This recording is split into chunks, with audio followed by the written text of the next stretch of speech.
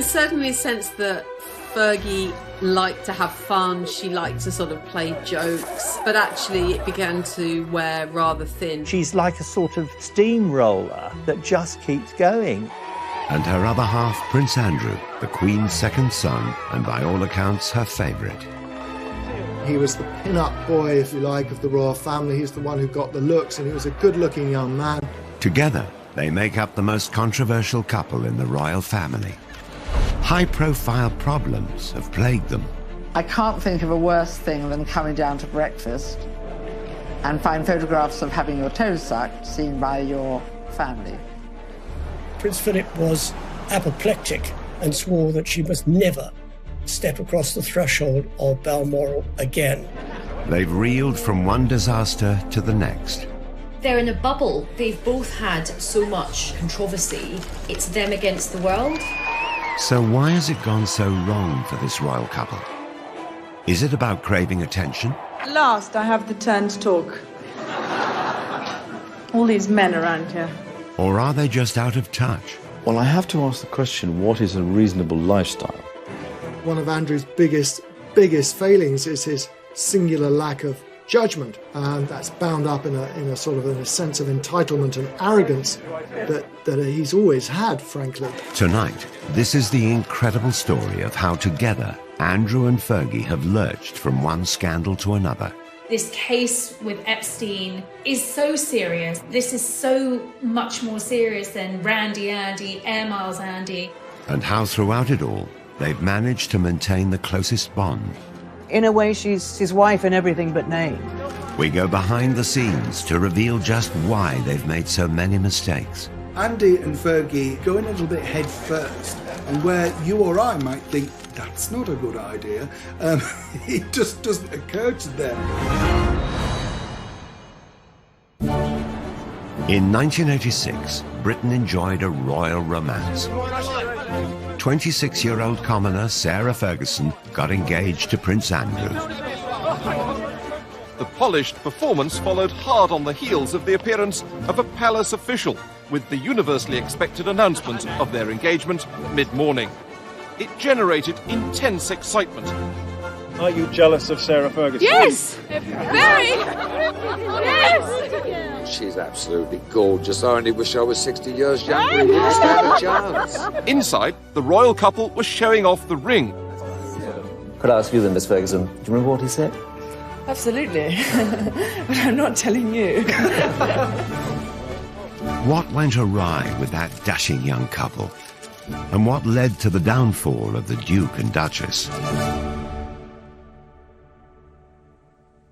They may not have been royal, but the Ferguson family always had close links to the monarchy. Her father, Major Ron, was polo manager, initially to the Duke of Edinburgh and later Charles.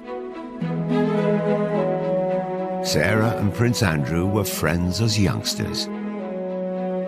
Young Sarah was on the fringes of the royal family, and as children she first came into contact with Prince Andrew. This idyllic childhood was ruptured by the breakup of her parents' marriage. Her mother Susan, a former society beauty, caused a stir when she ran off to Argentina with a dashing polo player. Fergie and her sister Jane stayed with their father. The last big conversation she had with her mother before she went was her mother didn't like her hair. This is a girl of 12, and she really thought for many years her mother had left because her hair wasn't right.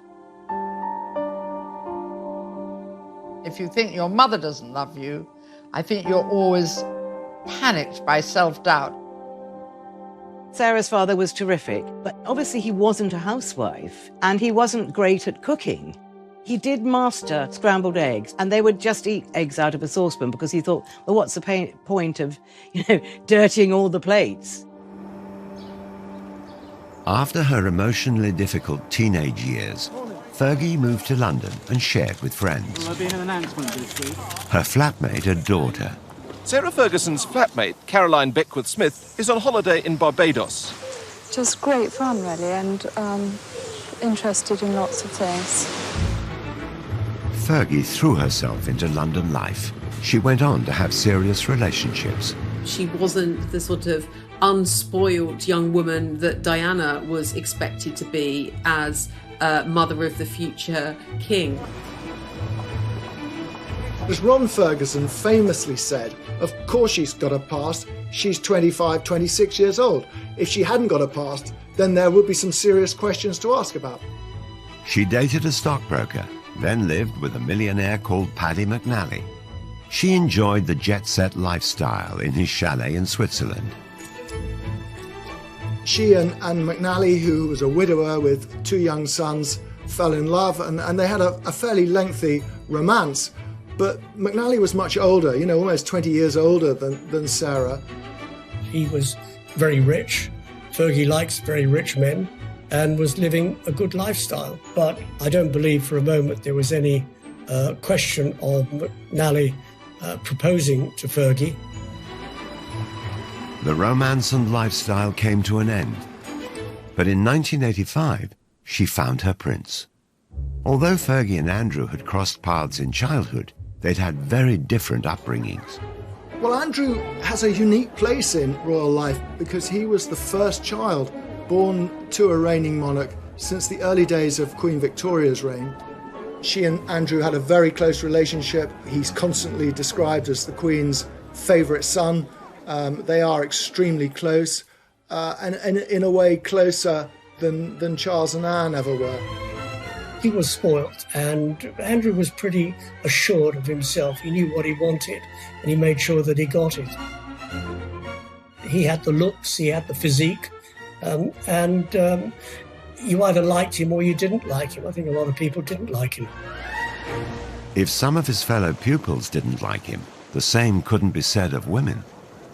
Prince Andrew had already been christened with a number of nicknames regarding his love life. Randy Andy is the best known. The prince has a practiced eye for the ladies, and his romantic adventures have been well publicized. The gossip columns make no mention of a serious romance at the moment, possibly because the list of temporary romances is so long. Andrew had served as a Navy helicopter pilot during the Falklands War, then later moved to HMS Brazen. His helicopter is a Lynx which he's nicknamed the Hussy, as in the Brazen Hussy. He was one of the country's most eligible bachelors. Here was our hero wartime prince who came back from the Falklands, dashing and handsome with a rose clenched between his teeth. He was incredibly good looking in his youth, and he was very popular with women, and he had an eye for women. The organisers of the sports display hadn't forgotten the prince's reputation with the girls. 12 of the most shapely danced before him, and the prince's face said the rest. Prince Andrew had had a rather checkered love life. He'd been in a relationship for a long time with Koo Stark, the American actress. Koo was an absolutely beautiful young woman, very much in love with Andrew, but she wasn't going to fit the bill for a royal bride. Although there had been rumours of marriage, the couple split. He was 26, he was at an age where the Queen really wanted to see him start thinking about settling down, and Sarah came into his life at just the right time. In 1985, Fergie appeared on the dashing prince's horizon, and the matchmaker was none other than Princess Diana. Diana and Fergie had met when they were younger, and Diana actually wanted Fergie to be her lady-in-waiting. But she was turned down, as she said, by the men in grey. So Diana thought, OK, I will get my own back. Ascot was coming around. Diana suggested that Fergie join the royal party. And Andrew met her, and they clicked right away. It was a fast match, a pretty quick romance. It was clear they would not be a traditional royal couple. Oh, you missed it! Sarah and Andrew fed each other profiteroles, which were the dessert of the day. I mean, it beggars the belief to think of what the Queen and other members of the royal family made of it, but it was something that they plainly both remembered because it was brought up in their engagement interview some nine months later. We were made to sit next door to each other at lunch at Ascot. Yes, and you made me eat chocolate profiteroles, which I didn't want to eat at all. I then didn't have him, so I got hit.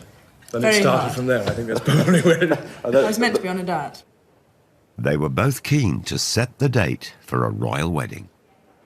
I would very much like it to be in the summer. And so would Sarah. Sarah more so. Because I think that... Get on with it. Get on with it and get it out of the way. She was often contrasted with Diana, and in those early days, Sarah came out of the contrast rather well, because Diana was seen as rather pale and wilting, you know, this delicate flower, whereas Fergie was robust like the wife of Bath. How do they look to you on TV? Oh, smashing. Really relaxed. I think they did really well. I hope it goes as well as they did for Di and Charles. Sarah Ferguson was going to be a Navy wife, and as she was from a military family background, it seemed a perfect match. The Queen approved of her favourite son's choice of bride. Westminster Abbey, the focus of attention tomorrow, and where today the more intrepid spectators have already staked out their patches to get a good view. On a hot July day in 1986, the country celebrated.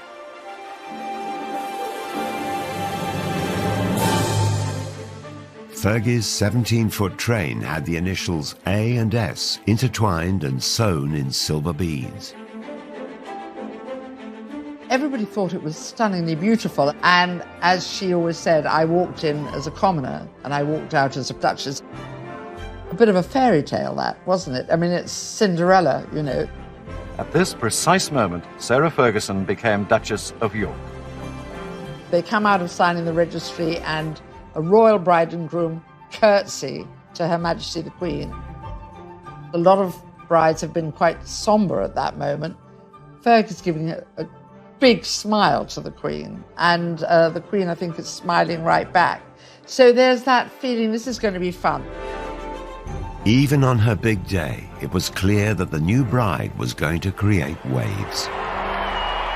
Sarah later revealed that she'd been asked not to kiss Andrew on the balcony at Buckingham Palace, and I think perhaps in a hint of her rebellious nature, Sarah's attitude was, well, here I am, hundreds of thousands of people in front of us here. I've got my prince, I'm going to kiss him. And she did.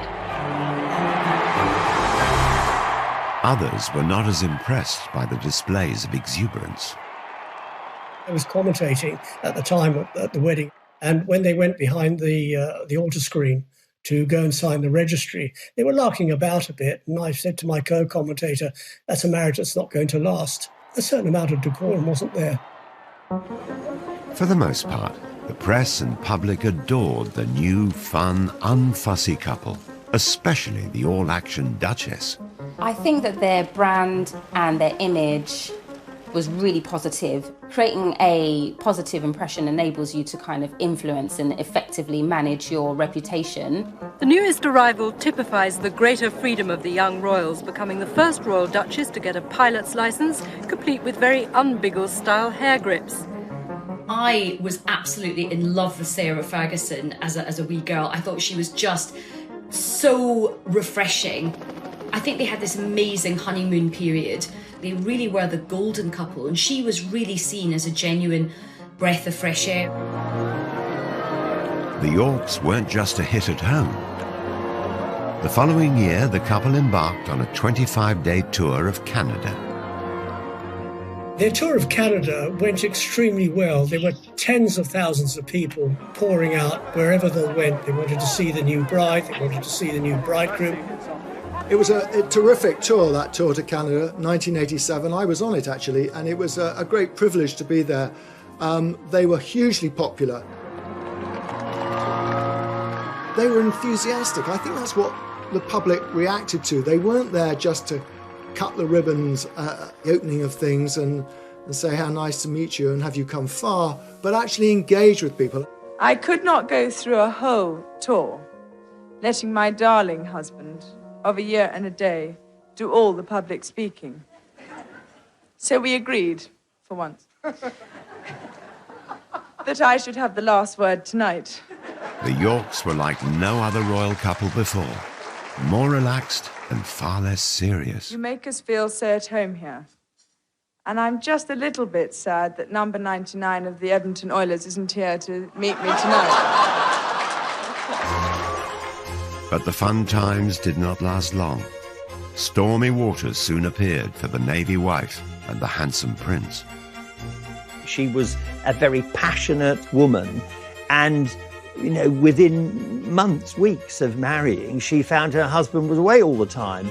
And Fergie's desire for attention started to grate with the public. All that her natural charm that had been celebrated initially began suddenly to be seen as rather unsophisticated and inappropriate.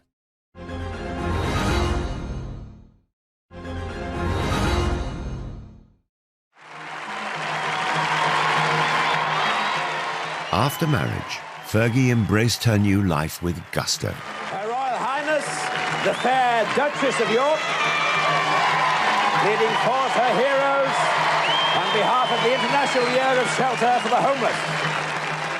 In 1987, she took part in the now infamous It's a Royal Knockout.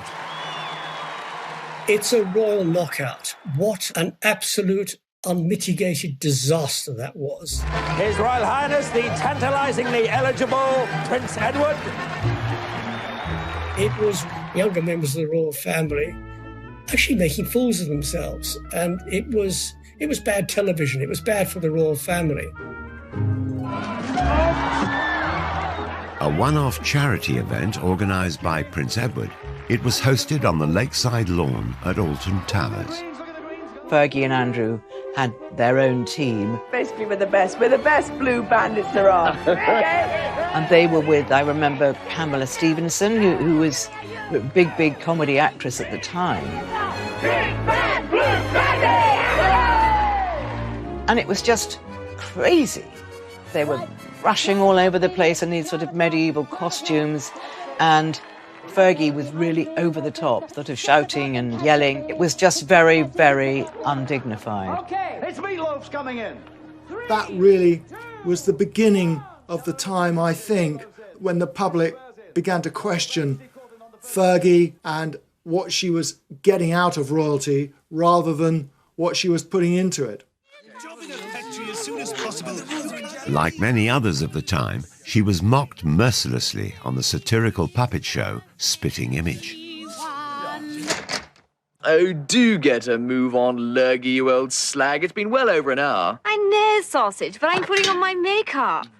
They very much heightened some of the tropes about her. So, they made her hair very, very red, and they really accentuated her freckles. And they also, rather cruelly, made a big issue about her weight. Get your royal T-shirts here. 4 sizes, small, medium, large and Fergie. If you're Sarah Ferguson watching that, you are going to feel a sting of pain. Come on, then. Come on, let's. The Duchess was struggling to adjust to her new royal life. She was vulnerable, and it didn't help that there were cruel comparisons in the press to her elegant and beautiful sister-in-law, Diana. Sarah's always had a weight problem. It goes up and down with monotonous regularity, and the media always drawing comparisons between Fergie and Diana. Diana looking very sort of slim, beautiful. Fergie not looking so slim, not looking so beautiful. Very difficult and very unfair. As the media coverage turned negative, Fergie found herself getting flack from all sides. She came in for some criticism for liking the product too much. This barrel's for me. Come on, baby. The honeymoon was over. Royal Yacht Britannia, Royal Yacht Britannia. We wish to welcome you to the port of Long Beach, Los Angeles, on behalf of the entire group here. In 1988, the couple visited California. Hollywood loved them. Your Royal Highnesses, welcome to the British Academy's Showscan special presentation on Hollywood special effects. But the UK press didn't. The previous Canadian tour had been a triumph, but this trip was branded tacky and excessive. They felt she was trying just a bit too hard. The USA tour was really still the same Sarah and still the same Andrew, but there was a slightly brash thing. I mean, I remember she was wearing an outfit one day and she said, check the back of the hair. On the tour of America, she was too loud. She was perceived as being not what a royal should be. And I think the damage done on that tour to her reputation dogged her ever since. Cream cakes tonight, actually. I'm savoury. I'm sausages. Oh, sausages? Is that what you like? The Duke and Duchess were 20 minutes late because when they left the yacht, the Duchess's hat blew off. And on this day, the hat was particularly important. Again, Fergie's confidence and lack of inhibition of protocol made headlines. At last, I have the turn to talk. She confidently dealt with a heckler. All these men around here. There was one occasion at a dinner, there was one particular senator, and he'd probably had one too many drinks, and he kept on calling out, "We love you, Fergie, we love you, Fergie. Love you." And she just sort of retorted, I'll see you later. The British media thought it was the wrong thing to do. It was the wrong sort of reaction. I think she handled it particularly well. What is it? If Sarah Ferguson's quip didn't win over the stuffy press, then her over-familiarity with them didn't help her cause either. At a swish reception, she divulged intimate details about her clothes. For that tour, she was head to toe in French couture and joked to the press there that she was wearing Marks and Spencer's knickers. This is not what you're expecting the Duchess of York to say. And remember, the previous Duchess of York had been the Queen Mother. So you're talking about a changing view of the royal family. You're talking about the country changing. They want them to be up on a pedestal, but then when they say something like that, they think, oh, you've slipped down from the pedestal. Back home, the continuing attention-seeking gaffes didn't go down well, and the press began to worry Fergie was somehow leading Diana astray. There's certainly a sense that Fergie liked to have fun, she liked to sort of play jokes, but actually it began to wear rather thin, and she was seen increasingly as a bad, unsophisticated influence on Diana and Prince Andrew, and something of a loose cannon. The Royal Duchess and Princess Diana were caught larking around at the races. There was an iconic picture of them at Ascot, and there's Fergie and Diana with these umbrellas, you know, poking somebody's behind. It was a great shot. But I think, obviously, that was another opportunity to say that, you know, she was a bad influence on Diana, which it actually really wasn't true. You never learn, do you? Fergie had a love of foreign holidays, particularly skiing. She's renowned as the finest skier in the royal family, and today only the best amongst her party could keep close to her. Can't get any closer, we'll fall over. Hang on a minute, we're just doing this. In Switzerland, the two royal couples posed for the press. Again, it looked like the Duchess was a poor influence on Diana. They were on a slope of a mountain, and I think and it was snowing, and Diana was slipping a bit, and then Diana and Fergie slipped into each other, sort of on purpose. What are these pictures you've got? They were really larking about, and they were just wonderful pictures. Did you get that? And then Charles got annoyed because he thought it was undignified. That came back to haunt Fergie, those photographs. It wasn't all bad press. So have you managed to name your baby yet? No names. Was it quite an ordeal yesterday? It was a long time, wasn't it? It was a long time, but she came through it very, very well. You looked very worried earlier in the day, sir. Ah, that's because I was on my way to the dentist. Sir, 2 years after their marriage, the Yorks celebrated the birth of their daughter Beatrice. Eugenie followed 2 years later. God save the Queen! Our wishes to both the baby, to the father and the mother. But the happy families didn't last long. Prince Andrew was away at sea for many weeks of the year. His posting follows 3 months of specialised training, and the Duke will now lead a flight team aboard the frigate for around 18 months. In the early years of their marriage, Andrew was serving as a naval officer, which meant that he was frequently sent away. And for Sarah, that meant being at home, at the palace, on her own for long periods of time. And in fact, She later recalled that she got to see her husband for 40 days a year. The rest of the time, he was absent. It's terrible. I mean, you're going away and leaving what you love behind. It's a fantastic job for a single man. It's getting less and less so for a married man. The new mother was lonely and lacking support.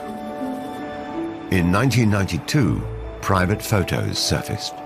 A cleaner found a set of holiday snaps showing the Duchess and her 2 children with a Texan, Steve Wyatt. Wyatt was handsome and attentive. The pictures had been taken some 2 years previously. There's a picture of Steve Wyatt, and then there's Beatrice, who's just got bathers on, and they're obviously somewhere hot, and suddenly people think, who is this man? With little Princess Beatrice, who looks about 2 or 3. And so then the stories start. Eve Pollard, a tabloid editor at the time, was contacted by a mutual friend of the Duchess. A very old friend of ours rang us up. He said, I wonder if you could come and give a friend of mine a bit of advice. So we turned up in his lovely studio in Mayfair, and there she was. We tried to say, you've just got to be careful about any photographs. If you go out with anybody while your husband's away, it should be a crowd. And she was, at that time, I have to say, very, very unhappy about the fact that she was alone. Gossip of affairs circulated in society circles for months. He was also getting a lot of flack from the royal household for behaving, as they saw it, inappropriately. So everything was mounting up against her, and I don't think Andrew was there to really back her up. And then along comes Steve Wyatt. It was the beginning of the end for Fergie and Andrew. The announcement that the Duchess of York had initiated discussions about a separation from her husband came as she arrived to pick up their daughter from school. In March 1992, the couple split. Fergie was soon spotted with another American, John Bryan, a friend of Wyatt's and her financial advisor. Soon, rumors of scandalous pictures of them together surfaced, and the photos were being touted around Fleet Street. The night before publication, I went to see Brian, and I sort of laid down these pictures, and there was a great intake of breath. Oh, God. And he immediately went off into the bathroom, shut the door, and even though the door was locked, I could hear he was calling Sarah in Scotland and telling her that it was worse, far worse than he thought. He obviously was a little bit more than a financial advisor, as we saw from those photographs taken in the south of France with him sucking her toes. Whether he was looking at the toes as a new form of abacus or calculator remains to be seen.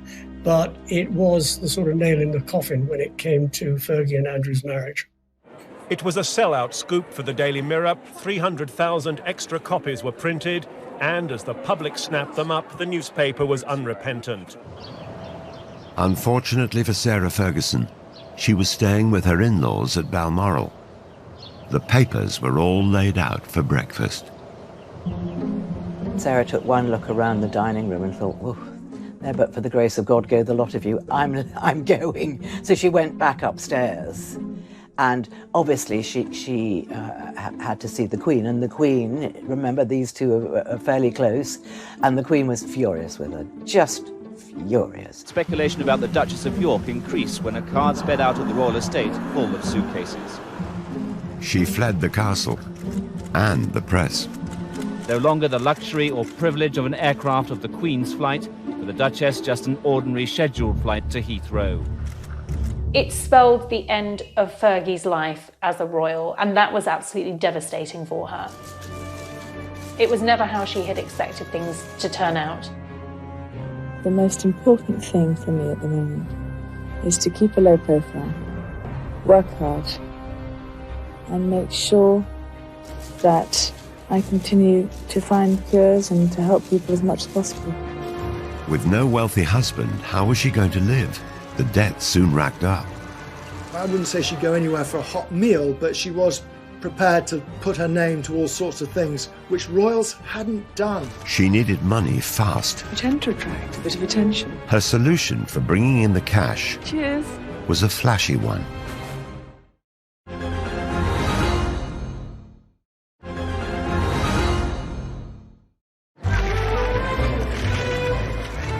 The Duke and Duchess of York announced their divorce in May 1996. By August that year, Sarah Ferguson was no longer able to use the title Her Royal Highness.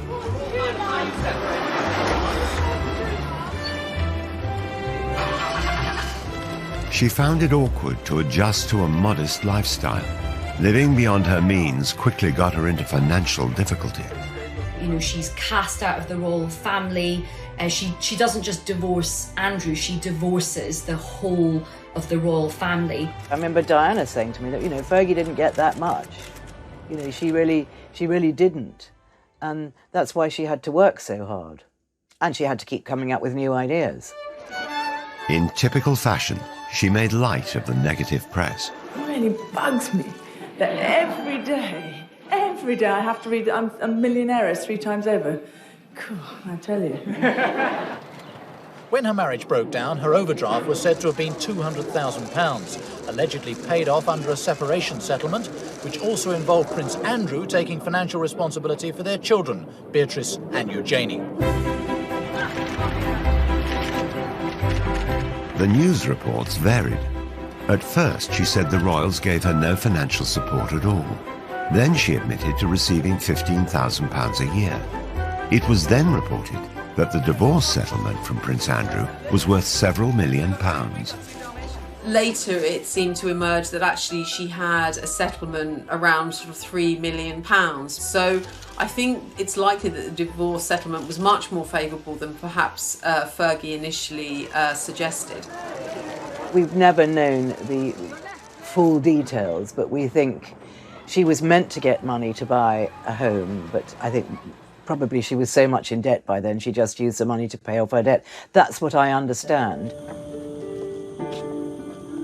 In 1996, it was thought Sarah Ferguson's debts stood at around £1 million. Just over a year later, her debts were reported to be in the region of £4 million.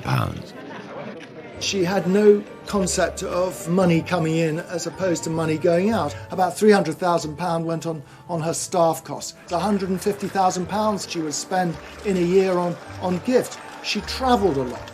Those were expensive costs. The simple fact was that she spent more than she had, and she rapidly got into serious debt. I think that's the story of her life, really. She just is a very free spender and very, very generous. But if you're like that, you know, you do get into financial trouble unless you're earning millions all the time. Sarah did have money problems. That was well advertised everywhere, and she wasn't ashamed of that. You know, she got up out of bed and thought, right, I've got to make some money here. Fergie tried to earn a living. She knew she had cachet as a former royal. She also knew the best place to sell herself.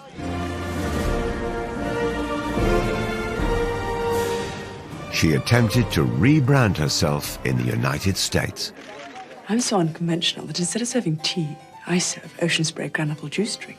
She made this series of cranberry juice commercials for American TV and is said to have pocketed $500,000. It has a distinctive taste that gives you a real zing. No wonder you Americans threw that tea into the harbour. The Americans, God bless them, they love people with titles. If you're a lord, well, yeah, you're pretty good. But if you're a duchess, wow, you sort of hit the jackpot. She'd been married to the son of the Queen and was prepared to endorse brands. So for PR companies in the States, their Christmases had come early. They saw her as this really feisty pioneer woman. You know, she was really brave to carry on and go and make her own money. They loved that. Sarah Ferguson also teamed up with Weight Watchers, which was publicised through another set of glamorous TV commercials. It's the hardest thing in the world, staying on a diet. Introducing. While no one knows what Fergie earned, during their 11-year association, she lost 50 pounds in weight. I think it probably connected with a lot of women, because whether you're a princess or a commoner, we know how painful it is when people make cruel jibes about our appearance. Fergie also signed endorsement deals with cosmetic companies and makers of fine tableware.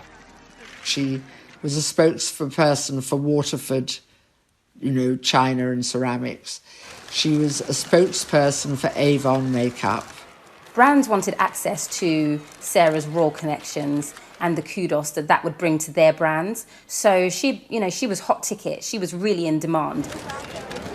Fergie was a success in America. By February 1997, she was on the verge of paying off her creditors. She was a duchess in debt, but tomorrow Sarah Ferguson will announce she's close to paying off her overdraft with Coutts Bank, around £4 million of it. Then, in 1998, Fergie landed a plum guest role in one of America's most successful sitcoms, Friends.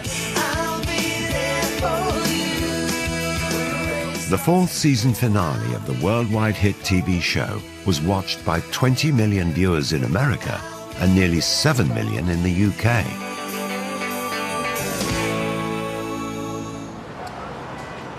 Filming brought the Friends cast to London for a major wedding storyline. The character Joey photographed Chandler outside Westminster Abbey. Then who should turn up among the stars but the Duchess of York? They may call it a bit part in the business, but she could have been paid as much as £900 for an hour's performance. Jay says you don't really like his hat, but I think it's kind of dashing. The fact that Sarah famously appeared as herself on an episode of US TV sitcom Friends, I think was a key positive moment for her. Appearing on the episode of Friends for some people would be the ultimate kind of cult appearance, and I'm sure her daughters thought it was amazing. Fergie, baby! But, this was not becoming of a former royal princess to appear on, an American sitcom. Of course, really, if she'd had any kind of royal status, she certainly wouldn't have been allowed to have performed in Friends. I think actually out of all the TV projects that she did, the British public warmed to her for doing this one. This wasn't hugely embarrassing. Even so, Fergie had profited from her royal status. The royals put their names to organisations and charities. Sarah was using it to make money, which upset the royals terribly. Making money from her royal status was one thing, but Fergie went a step further and cashed in on the story of her royal private life. The fact that she went out into the commercial world, as long as she wasn't besmirching the royal family, wasn't trading on secrets and telling stories out of school, that they had to live with it. But as soon as you start sort of saying things that patently aren't true, then that is upsetting. Sarah Ferguson published her autobiography, My Story, in 1996. She told the world that she'd been made to feel unwelcome in Buckingham Palace and revealed secrets about the breakdown of her marriage to Prince Andrew. The Queen is said to have been particularly displeased, as is Princess Margaret and Prince Philip. So the real big guns in the royal family are really, really upset by all of this. A new book meant a promotional tour, and Fergie was back off to America. Oprah Winfrey was among the broadcasters who lent a sympathetic ear. You're sitting in the palace, and you felt a sense of hatred for yourself. That doesn't compute in our Princess Cinderella Duchess mind. You understand? Okay, so that is the fairy tale. It is the fairy tale. But then comes the realism that you actually you didn't marry to get the fairy tale. You married a man. You fell in love and you married the man, and then you've got to come to terms with the fairy tale. Now, there was a certain amount of sympathy for her in the United States. Poor Fergie, whinging about how she was badly treated at Buckingham Palace, which is a bit rich, but Buckingham Palace weren't going to react to that. So when you moved into the palace, were you surprised? I mean, the way you described your, I'm sure, as you describe it in the book, I'm thinking it's a little dark room down the hall at Buckingham Palace. Yes, it's on the second floor. It's all burgundy and very dark.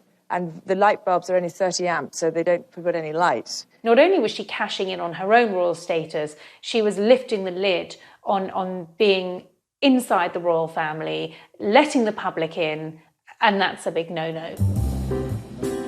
Despite selling her royal secrets, Fergie remained on good terms with Prince Andrew.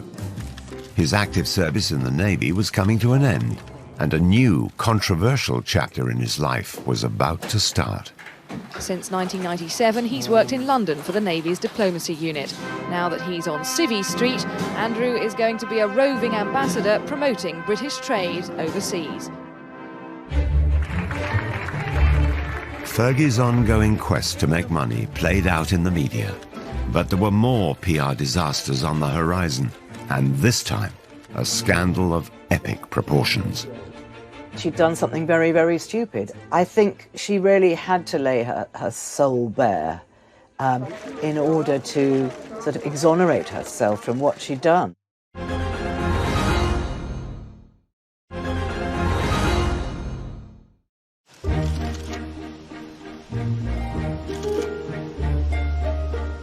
Though Prince Andrew and Sarah Ferguson were no longer married, they maintained a close friendship after their divorce. They always stayed friends, which is, I know people don't get it and say, how is this? This is very unusual, and it is rare, but it's a very special relationship, and they get on extraordinarily well. They have the same sense of humour. In 2008, Fergie moved in to share Andrew's home, the Royal Lodge in Windsor. Their friendship has intrigued royal watchers. They're the couple who, you know, they might not have the label of being husband and wife, but they're definitely kind of soulmates, I think. Soulmates, whose friendship brought its own problems. The next disaster to hit would rock not only Andrew and Fergie, but the whole royal family. The fake sheikh was called Mazir Mahmood, who worked for the News of the World. He kept saying he wanted to meet Prince Andrew, and he would pay her $500,000 if she could fix that.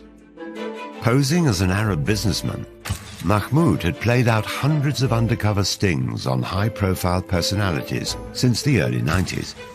Victims were cajoled into making embarrassing confessions or trading illegal substances. The fake sheikh operations were often criticized as entrapment.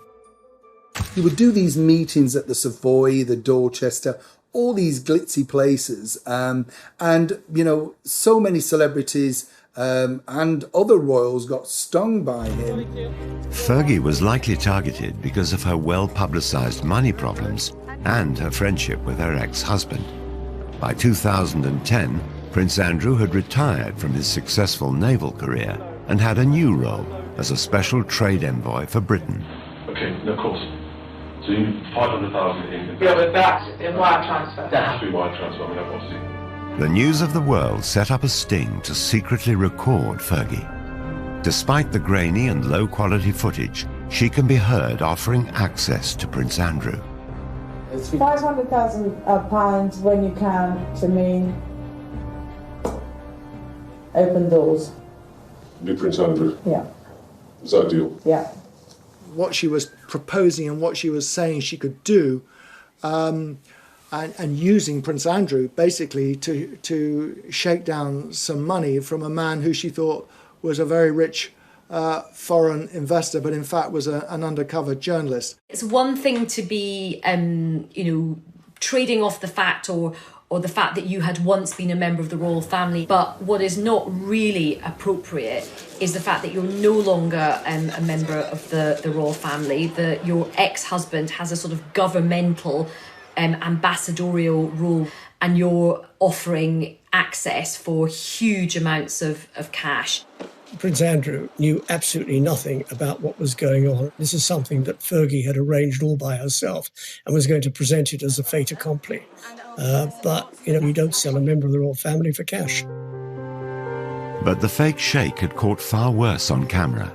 After agreeing she would be paid her £500,000 fee by wire transfer, Fergie was seen accepting a cash deposit of just under £30,000. She left the ill-fated rendezvous with the suitcase containing the cash. She'll give it back, but her reputation is in tatters. When you looked at it, she was obviously distressed, she was smoking, she was drinking, and he was there with this sort of suitcase of money. I think out of all of the embarrassing deals, this was the most serious. Andrew had no option but to completely distance himself from this. It was very embarrassing for the royal family. In 2016, the fake sheikh was himself exposed as a lawbreaker. He was found guilty of perverting the course of justice after tampering with police evidence. Did you lie to get a front page headline? What do you say to that, Mr. Mahmood? What's your reaction? Mahmoud was convicted and sentenced to 15 months in prison. But his sting on Fergie had done its damage. She apologised to the Queen, she apologised to Prince Andrew, and she's got this extraordinary ability to bounce back. And she did bounce back.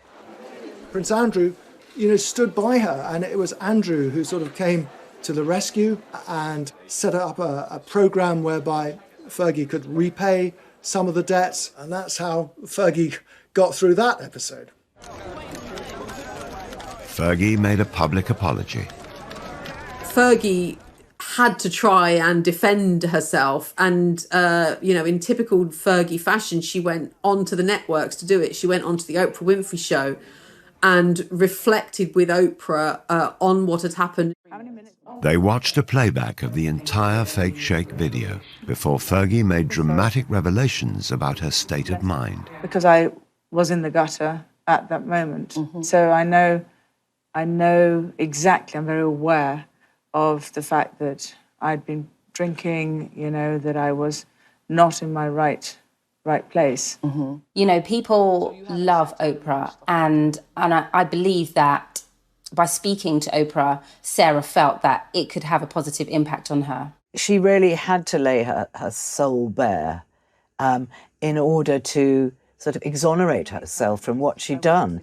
And it was extraordinary that she did it. It was a very, very brave thing to do. But then she'd done something very, very stupid. It was kind of like the ultimate collision of a royal and reality television. So, of course, people loved it in America. You have to respect her for that, because that really takes guts to be able to do that. I think I'm authentically myself sitting here right now, and I'm going to give it a good shot. Somehow or other, she managed to turn the tables. I don't think she meant it to be, but it turned out to be an absolute masterstroke. In the years following the fake sheikh scandal, Sarah Ferguson claimed she'd lost around £40 million worth of earnings from cancelled celebrity engagements because her reputation was so damaged. She started legal proceedings against the owners of the News of the World, but it's reported that after 3 years, she abandoned her case in 2019. It's unfortunate that she was caught in a sting, but not the first one to be caught in a sting, and certainly probably won't be the last one. She realised very quickly that she was up against some serious legal opposition, and that if it went against her, the costs could have run higher and higher. So sensibly, she dropped the case.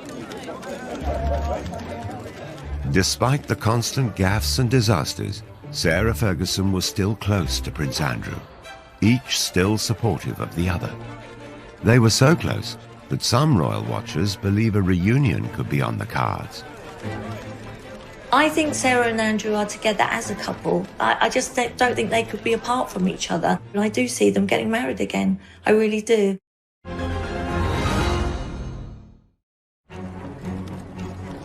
Disaster after disaster.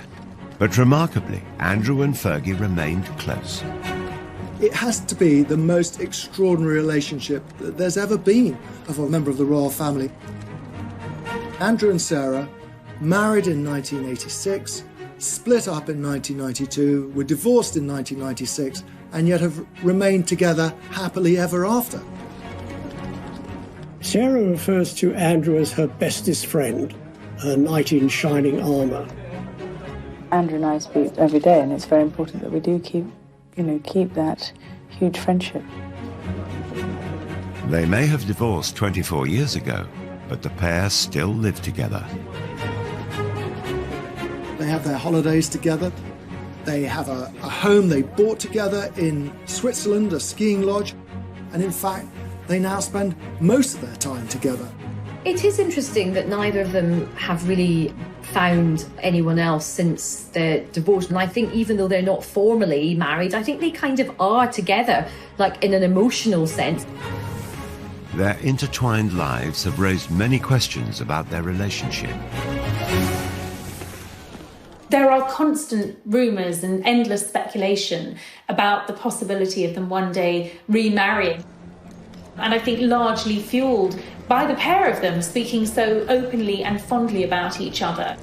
No, we're not married, and, you know, we're very happy with the way things are. Nothing going on there then? Carl? I don't know. No, I mean, as people have if. needs. Really? I think Sarah and Andrew are together as a couple. And I do see them getting married again. I really do. But Fergie has repeatedly embarrassed the royal family. So could she ever be accepted back? Fergie did upset a lot of people. I mean, chiefly among them, I would say, Prince Philip. You know, nothing would ever happen while the Duke of Edinburgh is still alive. Such is the grudge that he still bears against Sarah. Fergie may never be able to win over her former father-in-law, but it does appear that the Queen is slowly welcoming Fergie back into the royal fold. Queen still has a soft spot for Fergie, and very occasionally Fergie is invited up to Balmoral. After the Duchess was excluded from William and Kate's wedding, a sign of acceptance was the invitation to Harry and Meghan's. She was so excited to be there as well and be part of the family again. She was ousted for a long time, and I think she found that very sad. Regardless of their marital status, the Yorks continue to present themselves as a family unit. The Prince, Fergie, and the two princesses, and all four attract ridicule. How do I look? Like a puppet of the bourgeois oppressors? Perfect. See you later. I mean, Beatrice's hat, which was unusual, was compared from everything from a loo seat to a pretzel. Just like her mother, Beatrice shrugged off the ridicule and put the hat up for auction, raising £81,000 for charity. It's also been noted that the princesses have inherited their parents' love of the high life. Beatrice and Eugenie seem to spend an awful lot of time travelling at someone else's expense. Usually it often involves private planes or luxury boats. But they do both now have full-time jobs. Beatrice is a vice president for a software company in the States, and Eugenie has a senior position at an art gallery in Mayfair. They want to work. They don't want to be accused of being lazy or leeching off the taxpayer. Fergie and her daughters sought the attention. Prince Andrew, on the other hand, had grown up to simply expect it. He was a prince and wanted to be treated like one. On leaving the Navy in 2001, Prince Andrew took on a new role. He was given a pretty plum role. He was made a special representative for trade and investment, which essentially saw him travelling around the world representing Britain. At the beginning, it was all going very, very well. And people were quite interested all over the world, meeting the Queen's son. Where he fell down is that at the end of the day, when work was over, he went off to play. But you don't play at the taxpayer's expense. It was noted that his trips abroad, supposedly on government business, seemed to go via ski slopes, top golf courses, and other exotic locations. He wasn't called Air Miles Andy for nothing. You know, this is the man who saw fit to take a helicopter ride from Windsor to Kent to play golf at a cost of £5,000 to the taxpayers. The Duke's travel expenses were £4 million during his decade in the role, and his security costs another $10 million. What is an extravagant lifestyle? Travelling by private jet using helicopters when you could take a train? But it is again, it is the maximisation of my time for the best value for money, and that's the way that and I'm not the one that makes those decisions. Yet more terrible publicity for the Yorks. Once again, they appeared to shame the royal family. He can't sort of, like his wife, he can't step outside himself and say, how does this look? It did seem to become a little convoluted between what was for Britain and what was for Andrew. Prince Andrew was plagued with controversy. In 2007, the Duke and Duchess of York's marital home, Sunninghill Park, was sold. It had been a gift from the Queen, and the unusual circumstances surrounding the sale prompted further criticism about Andrew's business dealings. When their marriage broke down and it came to selling the house, it took a long, long time, and Andrew was desperate to sell it because he needed the money. I think it had been on the market for several years. Quite remarkably, he managed to sell it to a Kazakh billionaire who not only bought it, but bought it for £3 million over the asking price. The buyer was the son-in-law of the former Kazakh president. He paid £15 million for the property, despite then apparently leaving it empty for 8 years. Not a brick of it remains to this day. It was bulldozed to the ground. It was later reported that Andrew had tried to help the Kazakh oligarch become a client of Coutts, the bank used by the royal family. And the controversy kept on coming. It appeared that the prince simply didn't care what people thought. From his meetings with Colonel Gaddafi's son to holidays with a convicted Libyan gun smuggler. He seems to delight in these relationships, and it's said it's because he's very much drawn to power and wealth. But one of Andrew's friendships would prove more damaging than them all. I mean, this is so much more serious than Randy Andy, Air Miles Andy. This is a criminal case.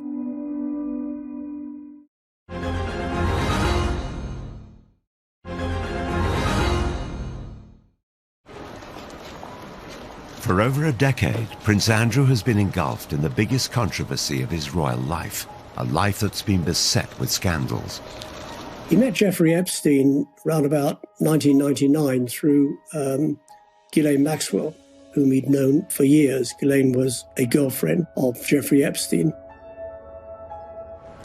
Epstein was very, very anxious to have somebody like Andrew as his friend because, he's got a real live prince. And it gave him so much kudos. I think around about 2000, he went to St. James's in the British Virgin Islands on Epstein's private jet and had made several trips as a guest of Jeffrey Epstein. His love of the high life was what attracted him to Ghislaine Maxwell, and he invited her to parties at the Palace, he invited her shooting at Sandringham, always with Epstein in tow. 2 months before Epstein attended Princess Beatrice's 18th birthday party, a warrant was issued for him over the sexual assault of a minor. The fact that he'd invited Epstein to Sandringham, he'd invited Epstein to Windsor Castle as a guest of the Queen, says a lot for the man's judgment. Epstein served 13 months in prison for soliciting an underage girl for prostitution. 2 years later, in 2010, Prince Andrew was photographed walking with him in Central Park during a 4-night stay at his New York mansion. He claimed that he went over there to say that they could no longer be friends. Well, what's wrong with email? What's wrong with a telephone call? It was also revealed that Sarah Ferguson had accepted a loan from Epstein. The Duchess quickly admitted her mistake, stating, "I have made another huge error in my life in order to get debt-free." The story exploded. Prince Andrew was accused of sexual misconduct. And it was a wicked time in my life. It was a really scary time in my life. I had just been abused by a member of a royal family. She alleges that she was forced to sleep with Prince Andrew when she was underage. Very serious allegation. It's one which Prince Andrew denies. Epstein committed suicide in jail in 2019. Prince Andrew has strongly denied the accusations made against him, and he made a rare and very controversial interview from inside Buckingham Palace. Do you regret the whole friendship with Epstein? Now, still not. And the reason being is that the people that I met and the opportunities that I was given to learn, either by him or because of him, were actually very useful. The fact that, as reported, that he said to the Queen that it had gone well gives a very clear indication of the man's poor lack of judgment. Prince Andrew's interview was widely criticised. This was one disaster too many. Days after the interview, Andrew stepped down from royal duties. There have been many ups and downs for Sarah and for Andrew. But, you know, for the Duke of York to essentially be forced into an early retirement, to step down as a senior royal, is a sign of just how serious this is. He can't do any charities. Virtually everyone who had anything to do with him has now dropped him. Following the interview, Prince Andrew's team released a statement saying the Duke of York expressed regret for his ill-judged association with Jeffrey Epstein. But the story just won't go away. This week, former Epstein associate Ghislaine Maxwell was arrested. She denies the charges against her and any wrongdoing.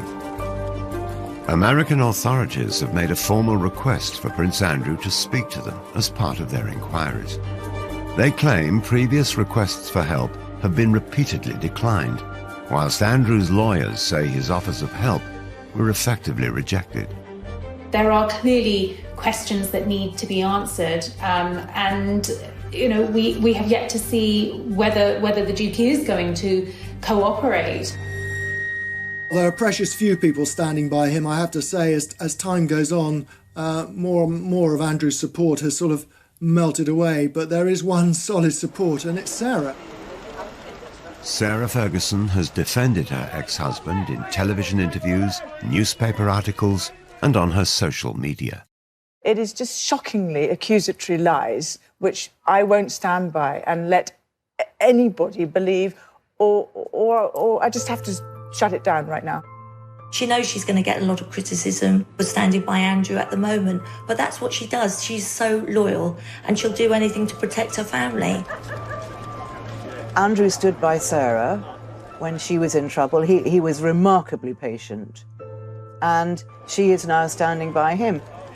I think they're in a bubble. I think they've both had so much controversy. It's them against the world. When you grow up in the royal family, especially Andrew, who was spoiled by his mother, Charles is much more sensitive, much more aware and worried about how he appears to the public. Andrew was cosseted. He was the favourite son, and the Queen brought him up to think he could do no wrong. Surrounded by controversy, the future of the couple is uncertain. One of the side effects of Andrew standing down from royal life is that he instantly lost a means of earning a living. And all the indications are he will never come back as a working royal. But if anyone can bounce back, it's surely Fergie. Again and again, she's experienced humiliation. The one thing that Sarah won't lose is that capacity to surprise all of us.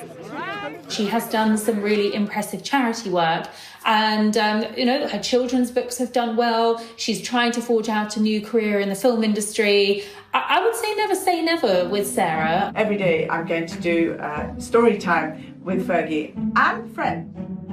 Fergie now has another project. She's been reading stories for children online during the coronavirus lockdown. Let's get a bit of magic going here, shall we?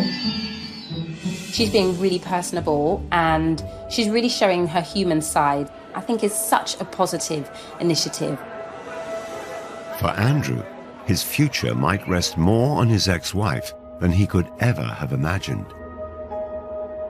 Only recently there was a picture put up on social media of himself and Fergie packing together lunches to deliver to local nurses and stuff. So he's trying to do some good. But again, whatever you put up in this situation, it's ridiculed.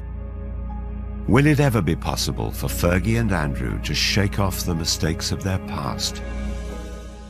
The scandal from Prince Andrew and Jeffrey Epstein is so toxic, and I do feel that is going to kind of tarnish her, and the fact that she's still so close to Prince Andrew, I think that is going to have quite a limiting effect on big future sort of commercial projects.